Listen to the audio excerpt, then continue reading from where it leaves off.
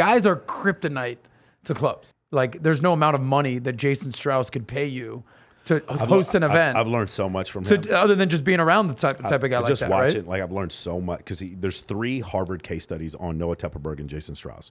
And I've learned so much from watching the way he motivates his people. And some people he's hard on and some people he's not. But like, there's all these things he has to work around because he's in a place. There's another thing that you have to deal with in nightlife is as a woke culture progresses, inside of a nightclub is about the least woke that you can get. Women act like women, men act like men use money and financial status in order to have a certain place, literally to lease real estate, a table. Yep. To lease Which real is estate. just real estate. Which We is just know real that. estate. Yes, They're correct. leasing real estate for a certain amount of night, for a certain amount of time, and women have currency based on their physical attractiveness. The gender roles are so clearly defined inside of a nightlife space. Wow.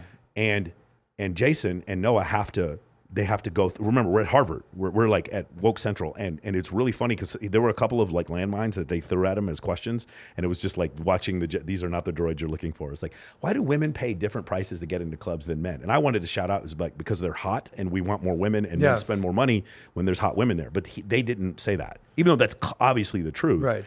And so there's all those things. It like sucks that you can't even say that these days. You though. can't. Not at Harvard. Not Harvard. Why are there no guys drink free nights at clubs anymore? There are. You go to Abbey, go to Pump in West Hollywood, you will drink for free. All the gay guys. Yeah, yeah, sure. exactly. Yeah. So, but if you want to go hang out with hot chicks, guys are kryptonite to clubs. When I lived in LA, one of the things I told my friends is like, hey, sorry guys, I can't have guy friends.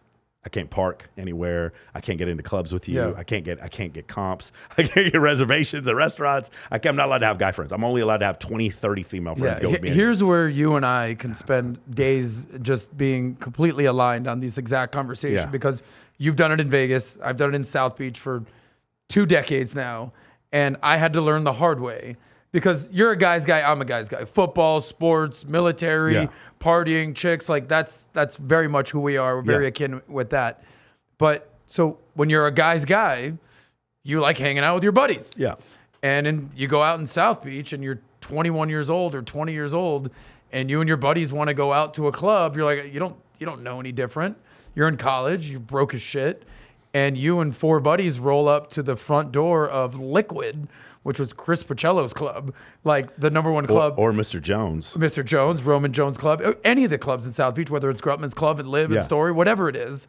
And you show up and you're so deeply offended that the door guy's like, why are you here?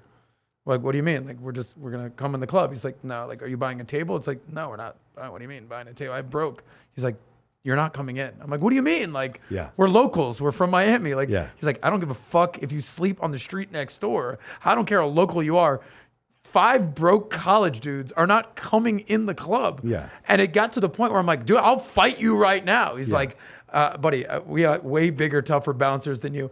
But I had to learn that. Like, but 5 hot chicks, they walk right on. Yeah. You know this. I mean, this is zero breaking news right here. But I remember every guy has to have that epiphany. Be like, oh shit, like, okay, guys don't just get in for free. That's not how it works. No. You're going to have to buy a table, like all that. The whole black pill community does not have that epiphany. Because their epiphany, how is that possible? Their epiphany is if you don't have looks, money, status, then those women would never hang out with you in the first place. And I'm like, well, those things are easily obtainable.